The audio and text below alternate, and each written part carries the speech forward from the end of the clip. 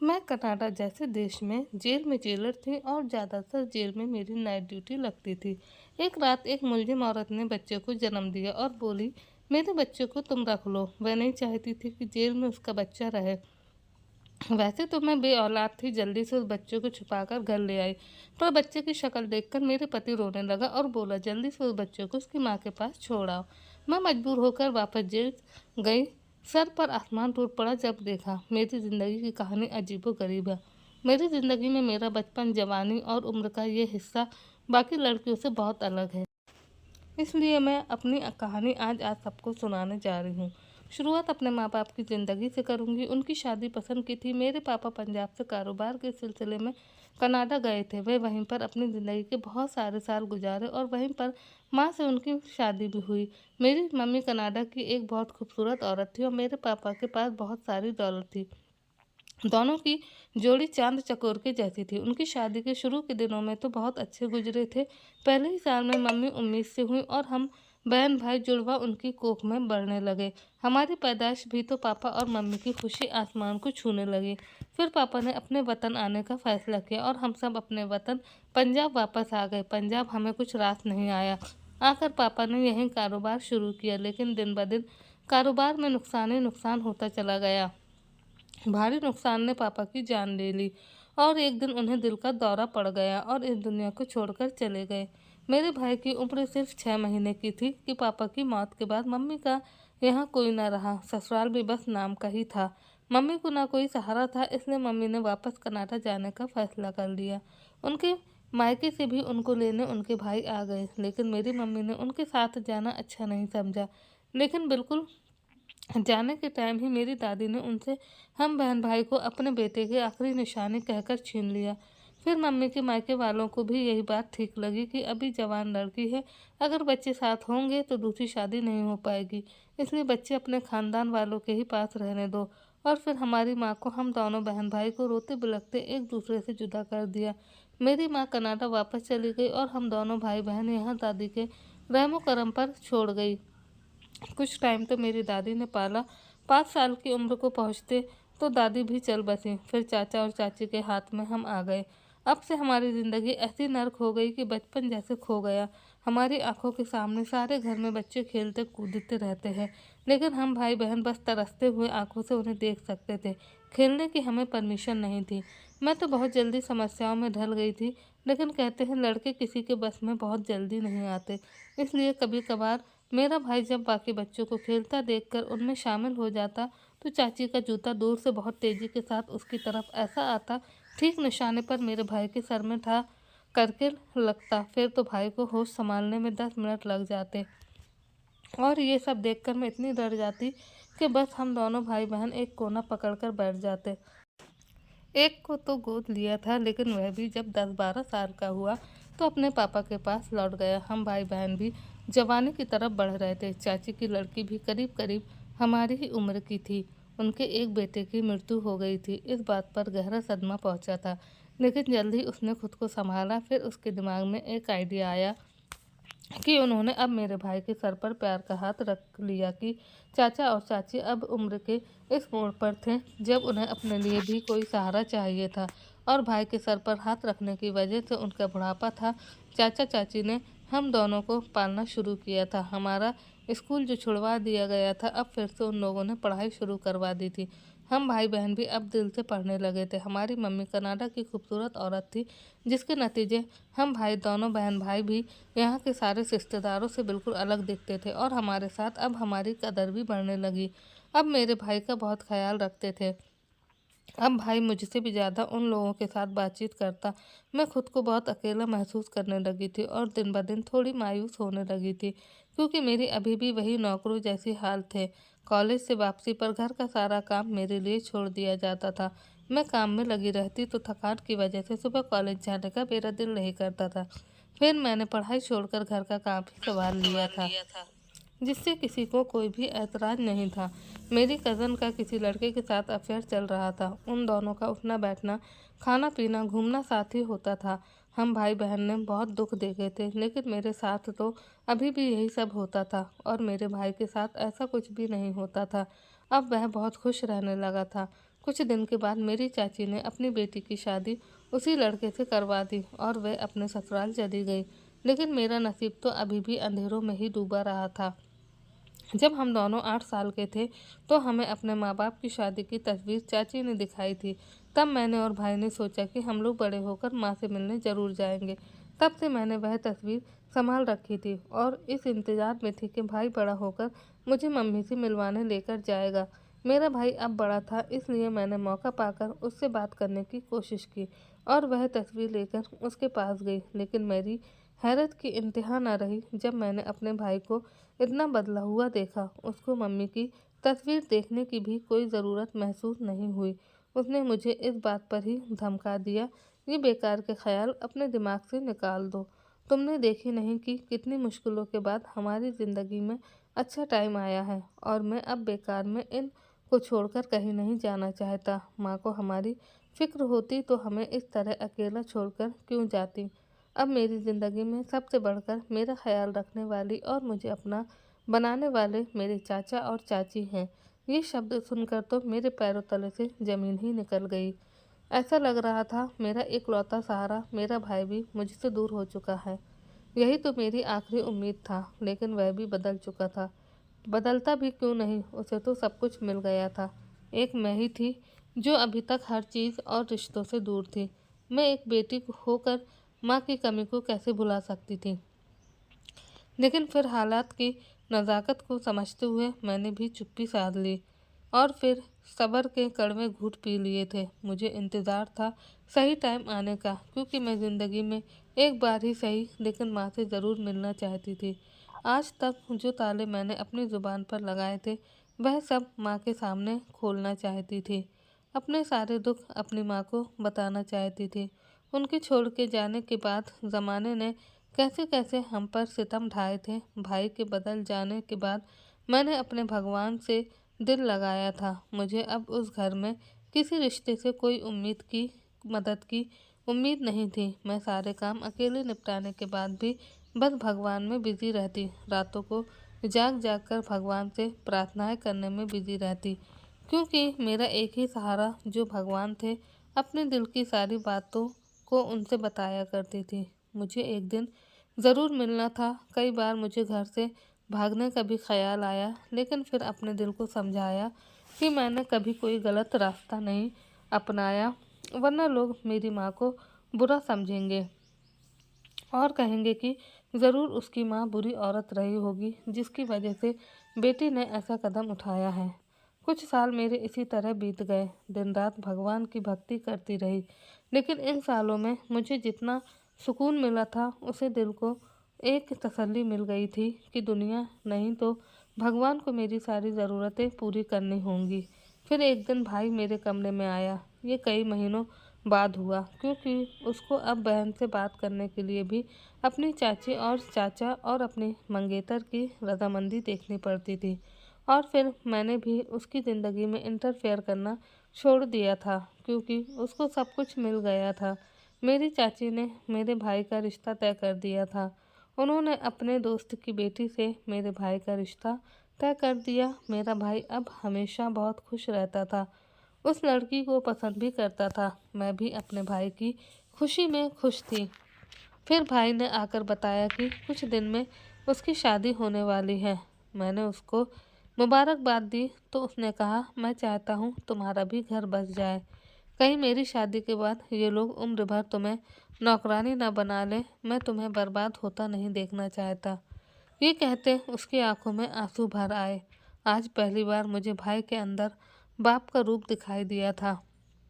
मेरे अंदर भी जैसे माँ की ममता उमड़ आई थी। मैंने उसका माथा चूम लिया था, अपना हर फैसला उसके सर कर दी थी। जो भी मेरे भाई का फैसला होगा मुझे मंजूर होगा। अब की बार मैंने उससे माँ से मिलने की ख्वाहिश भी बताई थी। मैं जान चुकी थी इस मामले में मजबूर है। फिर आखिर हम दोनों भाई बहन ने ढेर सारी बातें की थी और अगले दिन से ही उसकी शादी की तैयारियां शुरू हो गई थी, जिसमें मैंने भी खुशी खुशी हिस्सा लिया था। मैं नहीं चाहती थी कि मेरा भाई मुझे उदास देखकर अपनी खुशियाँ ठीक से मनाने में कोई कमी ना रहने दे, इसलिए बढ़ चढ़कर मैंने भी खुशियाँ मनाई थी। चाचा चाची भी भाई की शादी को लेकर बहुत खुश थे, इसलिए उसने भी मुझ पर कोई रोक टोक नहीं लगाई। मुझे भाई की शादी के लिए चाची ने अच्छे कपड़े भी दिलवाए थे। पहली बार मैं खानदान के सारे लोगों से पहली बार मैं खानदान के सारे लोगों से मिली थी। उसके अलावा भी चाची चाचा और चाची के कई जान पहचान वाले रिश्तेदारों से मिलवाया गया था। सभी लोग जो मुझसे मिलते वह मेरे पापा और माँ का ही बात करते थे। मैं तो समझती थी कि हमारे घर की तरह बाकी दुनिया भी उन्हें भूल चुकी है, लेकिन ऐसा नहीं था। इस दफ़ा मुझे खूब प्यार मिला था। फिर एहसास हुआ कि सच में दुनिया इतनी बुरी भी नहीं है, यहाँ कई लोग बहुत अच्छे भी हैं। भाई की शादी अच्छे से हो गई। थोड़े दिनों में मेरे लिए भी रिश्ते आना शुरू हो गए। फिर मेरे भाई ने अपने ससुराल में ये बात कह दी थी कि जो भी रिश्ता आएगा उसको पसंद करने का हक सिर्फ मेरी बहन को ही होगा। शादी के बाद अब वह भी उन लोगों के सामने बोलना सीख गया था। फिर जब भी कोई रिश्ता आता तो चाची मुझे ही हाँ या ना करने को कहती। अभी मैंने 4 रिश्ते लौटा दिए थे, अब की बार 5वां रिश्ता आने वाला था। ये लोग काफ़ी अमीर हैं और लड़का अपने माँ बाप के कारोबार संभाल रहा था। उनका कहना था कि रिश्ते से मना करने की कोई तो वजह नहीं है। फिर भी तुम उन लोगों से मिलकर ही फैसला करना। और फिर अगले दिन उन लोगों को बुला लिया गया। ये देखकर मैं हैरान रह गई कि जिसको ये लोग लड़का बोल रहे थे वह अच्छा खासा बड़ी उम्र का आदमी था, लेकिन फिर एक बात छोड़कर बाकी सारी उसमें खूबियाँ थी। और फिर मेरे कुछ कहने से पहले ही उस लड़के ने मुझसे ज़रा अकेले में बात करने का वक्त मांगा, तो सबने ही उस बात पर बड़ी ही ताज्जुब किया। लेकिन फिर मैंने उसकी उस बात पर हामी भर ली और हम दोनों को कुछ मिनट अकेले बात करने के लिए दिए गए। उससे बात करके मुझे अंदाज़ा हो गया कि यही वह आदमी है जो सहारा बनेगा। और मेरी माँ से मिलने की ख्वाहिश मुझे एक बार फिर से जाग उठी। उस लड़के ने अकेले में बात कुछ यूँ की, आप सोच रही होंगी कि मेरी उम्र आपसे काफ़ी बड़ी है, फिर भी मैंने अभी तक शादी नहीं की। तो ये बात आप जान लें कि ये शादी सिर्फ मैं अपने माँ बाप को राज़ी करने के लिए कर रहा हूँ, और वह लोग शादी करवाकर वापस ओमान अपने बड़े बेटे के पास चले जाएंगे। उसकी बात सुनकर मैं तो बिल्कुल राज़ी हो गई थी। उसने कहा कि शादी के बाद आप मर्जी के मालिक हैं, चाहे तो मेरे साथ रहें और चाहे तो जहाँ भी रहें। आपकी मर्जी होगी, आपके ऊपर कोई भी रोक टोक नहीं होगी। आप मेरे माँ बाप को खुश करने के लिए मुझसे शादी करने पर रजामंद होंगी। मुझे उसकी बात बड़ी हैरानी करने वाली थी। मेरी आंखों में पुराने ख्वाब फिर से जाग उठे थे। अब तो मना करने की कोई वजह नहीं बनती थी। बाकी ऐसा क्यों कह रहा था, इस बात का मैंने शादी के बाद जानने के लिए छोड़ दिया था और अभी इस रिश्ते के लिए हाँ कह दिया था। हम दोनों ने घर वालों के पास आकर उन्हें अपनी रजामंदी को बता दिया था, तो सारे घर वाले खुश हो गए और मेरी होने वाले पति ने मुझे अंगूठी पहनाई और शादी की मंगनी की रस्म पूरी हो गई। उसके बाद जल्दी शादी की तारीख रख दी गई और मेरे घर वालों को अपनी थोड़ी बहुत तैयारियां करने का टाइम भी मिल गया। ये बात सच है कि मेरी आंखों में उस शादी का कोई ख्वाब नहीं था और ना ही मेरे दिल में उस शादी से लेकर कोई जज्बात थे। फिर भी मैं बहुत ज़्यादा खुश थी, क्योंकि मुझे लग रहा था कि मैं शादी करने के बाद अपने माँ के पास जा सकूंगी। और मुझे इतना खुश देखकर सब ये समझ रहे थे मैं शादी से बहुत खुश हूँ। मैंने भी सबका भरम रखा हुआ था। मेरे भाई भाग भाग कर शादी की तैयारियों में लगा हुआ था। मैं देखती तो उसकी पत्नी का चेहरा ये देखकर उतरा हुआ था कि उसने मेरी शादी के चक्कर में अपनी पत्नी के ऊपर ध्यान नहीं दे पा रहा था। शायद इसलिए उसका मुंह उतरा हुआ था। मेरे भाभी मेरे भाई से इतनी मोहब्बत करती थी कि भाई का दूर जाना उससे बिल्कुल बर्दाश्त नहीं होता था। मेरी होने वाली सास बहुत अच्छी औरत थी। रिश्ते के बाद से वह कई बार मुझसे मिलने आई थी। हर दफ़ा मुझे कहती कि मेरे बेटे का साथ कभी मत छोड़ना। मैं हर बार उन्हें यही यकीन दिलाती कि भला शादी करके मैं क्यों उनका साथ छोड़ूंगी, लेकिन उस औरत के दिल को पता नहीं क्यों तसल्ली नहीं होती। अगली बार मिलने पर फिर उनके होठों पर वही बात होती कि मेरे बेटे का साथ बिल्कुल मत छोड़ना। मेरा दिल मेरी सास का फिक्रमंद चेहरा देखकर घबरा जाता था।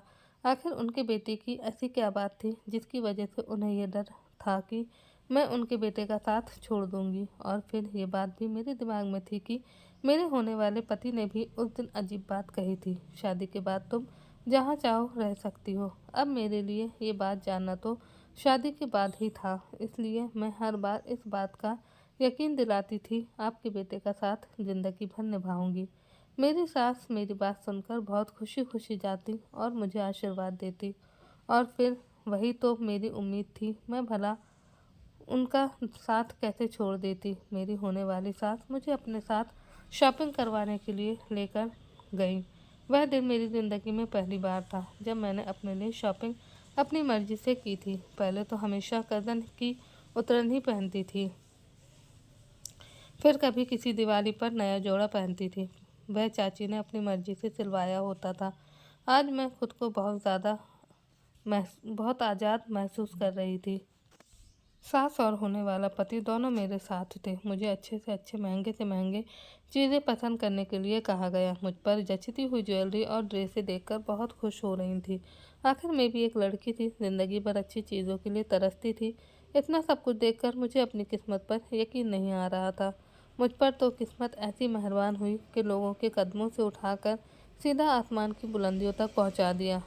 ये सब उन प्रार्थनाओं का सिला था जो मैंने छुप छुप कर एक कोने में भगवान से मांगी थी, और आइंदा भी अपने भगवान से पूरी उम्मीद लगाई हुई थी। शॉपिंग के बाद घर पहुंची तो मेरी चाची और मेरी कज़न इतना सारा सामान देखकर दंग रह गए। सब इतना महंगा था जितना उन लोगों ने भी कभी नहीं पहना था, और फिर तो उनके टुकड़ों पर ही पली बड़ी थी। मेरे इतने ठाठ देखकर उनको हैरानी हो रही थी। पूरे दिन की शॉपिंग के बाद मैं काफ़ी थक चुकी थी, इसलिए जल्दी जल्दी कमरे में गई और भगवान से प्रार्थना की। अगली सुबह मैं कमरे से बाहर आई तो मेरे घर के रंग ही बदले हुए थे। सबका रवैया मेरे साथ बहुत अच्छा था। जो लोग मुझे घर की नौकरानी समझती थी, आज ज़िंदगी में पहली बार उन्होंने मुझे नाश्ते का पूछा था। मुझे बहुत हैरानी हुई थी, लेकिन ये सब पैसे की ताकत थी, मैं जान चुकी थी। लेकिन काश मेरे माँ बाप भी मेरे साथ होते और हमारी ज़िंदगी खुशहाल होती। शायद मेरे साथ बचपन से ही सब रिश्तेदारों का यही अच्छा सलूक होता।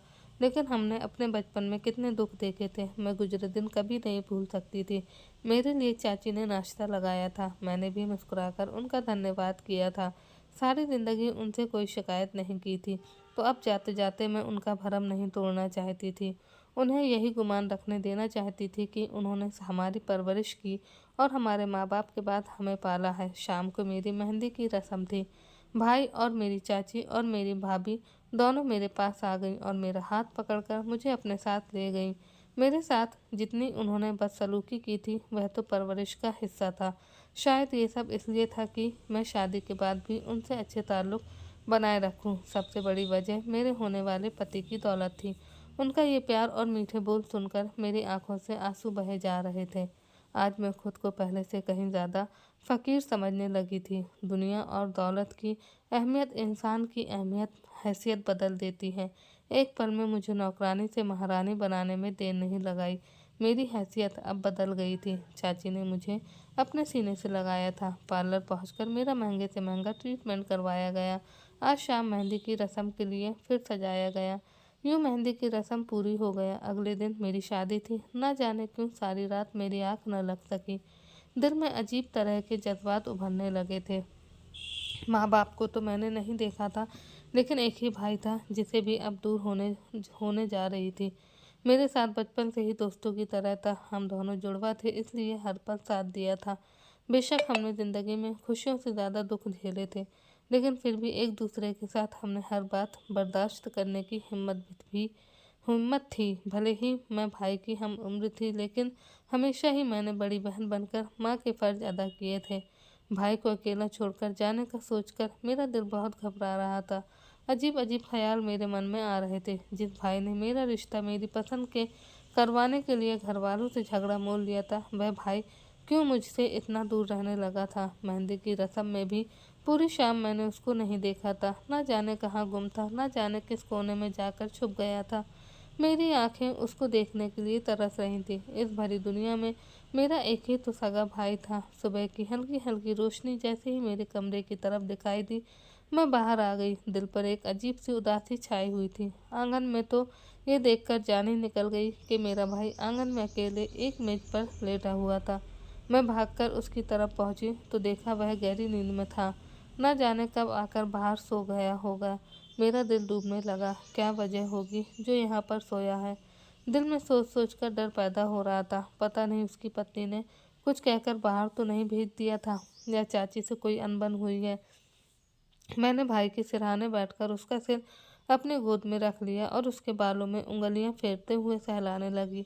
उसका मासूम चेहरा देखते देखते न जाने कब मेरी आँख आंसू बेकाबू होकर उसके गाल पर गिर गए। वह जाग गया और चौंक कर बोला, रमन तुम कब आई? उसने उठने की कोशिश की, लेकिन मैंने उसे रोक लिया और बोली, तुम बताओ, इस तरह अकेले मेज पर क्यों सोए हुए हो? वह एक ही सांस में मैंने सारे सवाल पूछ डाले जो उसे अकेला बाहर सोते देख मेरे दिमाग में आए थे। वह हंसकर उठ बैठा, घबराओ नहीं, तुम्हारे भाई को कोई दुख नहीं। मेरा सच तो यह है कि रात तुम्हारी शादी का सोच सोचकर दिल घबरा गया था। तुम बस घर में एक दिन की मेहमान हो, फिर हमेशा के लिए अपने घर की हो जाओगी। मैं खुश तो बहुत हूँ, लेकिन फिर भी तुम्हारी जुदाई से डर गया था और नींद नहीं आई तो बाहर खुली हवा में आकर बैठ गया। मैंने कहा, फिर मेरे पास ही आ जाते। मैं कौन सा सारी रात सो रही थी? वह भला तुम्हारी नींद खराब नहीं करना चाहता था, इसलिए यहीं लेट गया। पता नहीं कब आँख लग गई।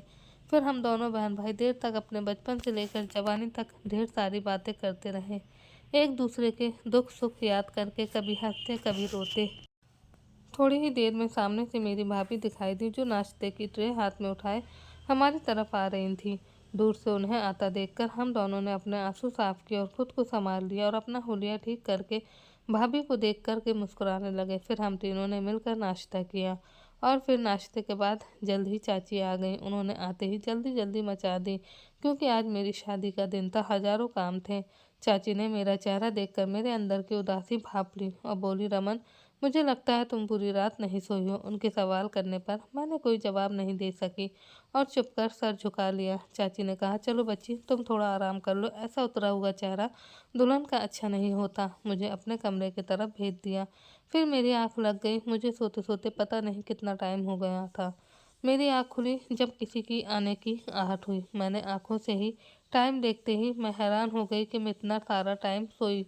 फिर भागते हुए जाकर मैंने दरवाज़ा खोला तो दरवाजे पर चाची एक बहुत बड़ा सा बैग लेकर खड़ी हुई थी और उनके पीछे 3-4 लड़कियां थीं, जो शायद उन्होंने पार्लर से मुझे तैयार करने के लिए बुलाई थी। वह मेरी तरफ बढ़ाते हुए कहा, बेटा जल्दी से नहाकर कपड़े पहन लो। पार्लर वाले मुझे तैयार करने लगे तो मैंने जब खुद को शीशे में देखा, आज मुझे खुद को देखकर बिल्कुल भी यकीन नहीं हो रहा था कि मैं हूँ। मेरा रूप कितना निखरा था। आज मैं बिल्कुल ज़मीन पर चाँद सी लग रही थी।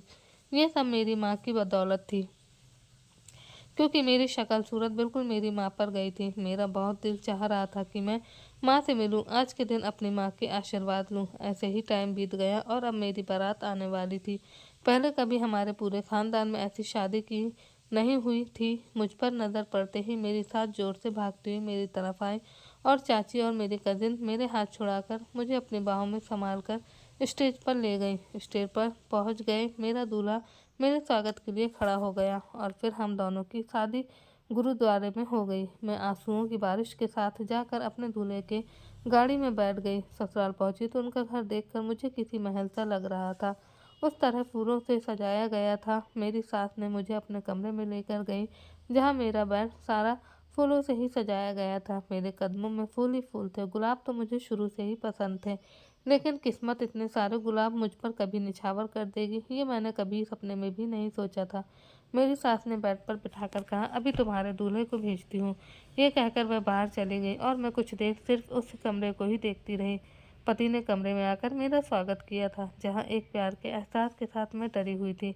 मेरे पति आकर मेरे पास बैठ गए और बहुत देर तक बातें करते रहे। बातों ही बातों में मुझे उनको सुनना बहुत अच्छा लग रहा था। फिर अचानक उसने एक ऐसी बात कही जिससे मेरी सारी खुशी छीनकर रह गई। वह बोला कि मेरे ख्याल से मेरे मम्मी पापा सो चुके हैं, इसलिए मुझे भी अब अपने कमरे में जाकर सो जाना चाहिए। मैं उसकी बात पर बहुत हैरान हुई, लेकिन कुछ भी पूछने की मुझ में हिम्मत नहीं हुई।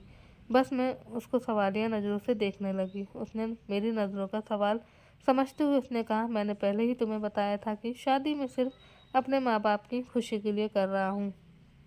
तुम मेरी तरफ से हर तरह से आज़ाद हो।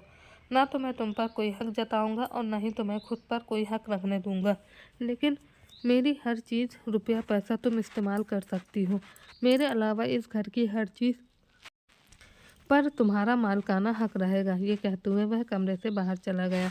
मैं वहीं अकेली बैठी रही। कुछ देर पहले तक मुझे अपनी ज़िंदगी पर बहुत गुमान था। पति के शब्द ने एक बार फिर मुझे अधूरा करके रख दिया था। उसकी उन बातों की वजह से मैं तो नहीं जानती थी, लेकिन जैसा भी था अब मुझे उसके घर में रहना था। उसकी इस बात को भी राज रखना चाहती थी, क्योंकि उसकी ज़िंदगी में शायद मेरे आने से उसे इतना फ़र्क पड़ा जितना फ़र्क मेरी ज़िंदगी में ये राज खुल जाने पर पड़ना था। मैंने चुप्पी में ही बेहतर जाना। अपने पति की दूरी को अपने दिल में एक राज की तरह दफन कर लिया। सुबह मैं सब घर वालों के जागने से पहले ही उठ गई, ताकि मेरे सास ससुर को इस बात की भनक भी न लगे कि मेरा पति रात में मेरे साथ नहीं सोया था। मैंने सवेरे उठकर कपड़े बदल लिए थे और खुद को नॉर्मल कर लिया था। सास ने आकर पूछा मेरा बेटा कहाँ है, तो मैंने उनसे झूठ बोल दिया कि उन्हें रात ठीक से नींद नहीं आई, इसलिए मैंने सुबह उनको दूसरे कमरे में आराम करने भेज दिया था। खुश हो गई और मेरी बलाएं लेने लगी। मैं उनके बेटे का भी ख्याल रख रही हूँ। इतने में मेरे पति भी कमरे में आ गए और सास को देखकर परेशान हो गए। वह क्या सोचेंगी कि वह अलग कमरे में सोया था, लेकिन उनके चेहरे की घबराहट देखते ही मैंने बात को संभाल लिया और उनके कुछ पूछने से पहले ही बता दिया कि मैंने मम्मी को बता दिया है कि आप रात ना सो सके, जिसकी वजह से सुबह दूसरे कमरे में सोने गए थे। उसने मुस्कुराकर मेरी तरफ देखा और फिर सास ने हम दोनों को जल्दी बाहर नाश्ते के लिए आने का कहा। हम दोनों नाश्ते की टेबल पर पहुंचे तो वहां उन्होंने वापस ओमान जाने की खबर सुनाई। उनके जाने का सुनकर मैं तो थोड़ी उदास हो गई थी। उन्होंने बताया कि हम शुरू से वहीं रहते हैं, यहाँ कारोबार तुम्हारा पति संभालता है, इसलिए मैं इस शादी के लिए परेशान थी। अब तुम आ गई हो, अब इसकी फिक्र भी ख़त्म हो गई है। और नाश्ते के बाद उन्होंने अपनी पैकिंग शुरू कर दी। मैंने आज पूरा दिन सास की मदद की और शाम को वह लोग चले गए। उनके जाने के बाद घर में खुद को बहुत अकेला महसूस करने लगी, क्योंकि अब मेरे पति का रवैया बहुत बदला हुआ था। वह पहली रात से ही मुझसे दूर दूर रहते थे, ज़्यादा बात न करते, बस अपने कमरे में रहते और ऑफिस चले जाते। बस हमारा मिलना होता तो नाश्ते और खाने के लिए। यूँ तो वह मुझसे बहुत ज़्यादा बात ना करते और ना ही हंसते बोलते। शादी के एक हफ्ते बाद चाची और मेरा भाई और कज़न मुझसे मिलने आए थे। मेरे पति उस टाइम ऑफिस जा चुके थे। मेरी कज़न ने मुझसे पूछा कि हनीमून के लिए कहाँ जा रही हो, तो मेरे दिमाग में ये ख्याल आया कि पति से कनाडा जाने की फरमाइश करूंगी, जहाँ मेरी माँ रहती है, और फिर बेसब्री से पति के वापस आने का इंतज़ार करने लगे। शाम को वह वापस आए तो मैंने उनसे कहा कि मेरी कज़न पूछ रही थी कि हम लोग हनीमून पर कहाँ जा रहे हैं। मेरी ख्वाहिश है कि आप मुझे कनाडा लेकर जाएं। इस बात पर मेरे पति ने बहुत गुस्सा हुआ और रूखा जवाब दिया। वह बोले, जो तुम जानती हो कि हमारे बीच ऐसा रिश्ता नहीं, तो फिर ये हनीमून कैसा। अब अगर तुम्हें कनाडा जाना है तो मैं तुम्हारे लिए इंतज़ाम करवा देता हूँ, तुम चली जाओ। मैंने उनसे कहा कि मैं पहले कभी नहीं गई, आपके बगैर कैसे जा सकती हूँ। पति ने कहा कि मेरे साथ ज़िंदगी ऐसे ही गुजरेगी, तुम्हें अपनी हर चीज़ पर हर दिन अकेले ही निभानी होगी, मेरे साथ की उम्मीद कभी मत रखना। मुझे उनकी इस बात पर बहुत सदमा पहुंचा और फिर मैंने सोच लिया कि जो मर्द मेरा सहारा नहीं बन सकता, उसके साथ ज़िंदगी गुजारने का आखिर क्या फ़ायदा। ये पैसा तो मेरी मंजिल कभी नहीं थी। फिर मैंने उनसे कहा, ठीक है, आप मेरे जाने का इंतज़ाम करें, मैं अकेली ही जाऊंगी। पति ने ऑफिस में फ़ोन किया और मेरे कनाडा जाने का वीज़ा निकलवा दिया। अभी कुछ दिन बाकी थे। उन दिनों मैं पति के करीब आना चाहती थी, लेकिन पति को न जाने इस बात से क्यों ऐतराज़ था। उसने मुझे अपनी मर्जी की ज़िंदगी गुजारने की परमिशन दी और मैं कनाडा चली आई। यहाँ आकर मेरे पास माँ की एक तस्वीर के अलावा कुछ भी नहीं था। मेरे रहने का बंदोबस्त मेरे पति ने यहाँ पर करवा दिया था और मुझे आते टाइम कुछ पैसे भी दिए थे, लेकिन यहाँ मुझे अपने भविष्य और रोज़गार की ज़रूरत है, क्योंकि माँ को ना जाने कब मैं कब ढूंढ पाती। तब तक ज़िंदगी यहीं बसर करनी थी। पति के दिए हुए पैसे भी ख़त्म हो रहे थे। चाचा और भाई से भी कुछ नहीं मांग सकती थी, क्योंकि मेरे कनाडा आने पर उन लोगों को बहुत ऐतराज़ था, जिसके बावजूद मैं चली आई थी। मुझे यहाँ रहते हुए 6 महीने हो चुके थे। अभी तक मैं अपनी माँ का कोई पता नहीं लगा सकी थी। एक दिन अखबार पढ़ते हुए मैंने लड़कियों के लिए पुलिस में नौकरी का प्रचार देखा। मुझे ये प्रचार देखकर ख्याल आया कि अगर मैं पुलिस में भर्ती हो जाऊँ तो माँ का पता आसानी से लगा सकती हूँ। इसलिए मैंने कोशिश की और मेरी कोशिश कामयाब रही। करीब करीब 6 महीने की कड़ी मेहनत के बाद मुझे कनाडा पुलिस में जेल में जेलर बना दिया गया। और मेरी चाची से तो मेरा कोई बातचीत ही नहीं थी, लेकिन पति से अक्सर फ़ोन पर बात होती रहती थी। मेरी नौकरी का सुनकर उन्हें भी खुशी हुई थी। उन्होंने मुझे मुबारकबाद दिया था। मैंने उनसे एक शर्त रखी थी कि आप मुझे यहाँ आकर मुबारकबाद देंगे। वह मेरी बात मान गए थे और मैं खुशी-खुशी उनका इंतज़ार करने लगी। वह जल्दी मुझसे मिलने कनाडा आ गए थे। मैंने उनको यहाँ पर खूब घुमाया फिराया था और मेरे साथ अब पहले से अच्छा रवैया रखने लगे थे। उनकी तबीयत में अब काफ़ी बदलाव आ चुका था। फिर उन्होंने मुझे बताया कि उनको एक खतरनाक बीमारी थी, जिसकी वजह से उन्होंने मुझे अपने आप से दूर रखा और मेरे कनाडा चले आने के बाद उन्होंने अपना इलाज करवाया था, जिसकी वजह से अब वह बिल्कुल ठीक थे और मेरे साथ बहुत खुश भी थे। अब अक्सर पंजाब आना-जाना लगा रहता था। कारोबार के कुछ काम से उन्होंने भी मेरी माँ को ढूँढने में मेरी बहुत मदद की थी। लेकिन अभी तक हमारी सारी कोशिशें बेकार थीं। उन दिनों मेरे पति आए हुए थे और मेरी नाइट ड्यूटी एक अस्पताल में लगी हुई थी, जहां अचानक एक कैदी औरत पहले से प्रेग्नेंट थी। उसकी तबीयत बहुत ख़राब हुई। उसने एक बेटे को जन्म दिया। उसके पास ही खड़ी थी जब उसने कहा कि तुम मेरे बच्चे को अपने साथ ले जाओ। मैं नहीं चाहती कि ये भी मेरी तरह जेल में रहे। उस औरत को कई सालों की सज़ा सुनाई गई थी और मेरा दिल तो वैसे भी ममता से भरा हुआ था, क्योंकि मैं खुद ही अपनी माँ के लिए तरस रही थी। इसलिए मैंने सोचा कि मैं उस बच्चे को माँ का प्यार दूंगी। लेकिन जब मैं बच्चे को लेकर अपने घर पहुँची, एक प्यारा बच्चा मिलने की खुशखबरी अपने पति को सुनाई, तो मेरा पति बच्चे का चेहरा देखकर रोने लगा। मुझे उसके रोने पर बड़ा ताज्जुब हुआ। मैंने वजह पूछी थी तो उसने बताया कि मैं भी अपने माँ बाप को इसी तरह मिला था। मेरे माँ बाप ने मुझे पाला है, लेकिन मैं नहीं चाहता कि मेरी तरह एक और बच्चा अपनी ज़िंदगी में अकेला रह जाए। मेरे माँ बाप मुझे प्यार तो बहुत करते हैं, लेकिन वह रहते अपनी सगी औलाद के साथ ही हैं। मैं ही जिस तरह अकेले तड़पता हूँ, मैं ही जानता हूँ। मैं नहीं चाहता कि कोई और भी तड़पे, इसलिए तुम जाओ और ये बच्चा उसकी माँ के हवाले कर दो। भले जेल में हो, लेकिन होगा तो अपनी माँ के पास ही ना। मैं मजबूर होकर बच्चा लेकर वापस अस्पताल पहुंची, तो ये देखकर मेरे सर पर आसमान टूट पड़ा कि उस औरत को मिलने औरतें आई हुई थीं, जिनमें से एक की शक्ल बिल्कुल मेरी माँ से मिलती थी। मिलती नहीं, बल्कि वह तो मेरी माँ ही थी। और जिस लड़की का ये बच्चा हुआ था, वह मेरी माँ की दूसरे पति की लड़की थी। उसने अपने पति का खून करके जेल में बंद थी और उसी टाइम वह प्रेग्नेंट भी थी, इसलिए जेल में ही बच्चा हुआ था। अब मेरी माँ भी वहाँ मुझे मिल गई। मैं बहुत रोई। मैंने भी अपने सारे दुखों को सुनाया और अपनी माँ के गले लग खूब रोई। अब मैं अपनी माँ को अपने घर ले आई थी। अब हम बहुत खुश थे। भगवान से अब मुझे कोई शिकायत नहीं थी। मेरे पूजा पाठ का फल मुझे अब मिल चुका था। मेरा विश्वास भगवान पर और बढ़ गया था। कहानी कैसी लगी कमेंट करके ज़रूर बताइएगा। कहानी अच्छी लगी हो तो वीडियो को लाइक करें, चैनल पर नए हैं तो चैनल को हमारे सब्सक्राइब करें। मिलते हैं हम आपसे एक और नई कहानी के साथ में। जब तक के लिए आप सबका बहुत बहुत धन्यवाद।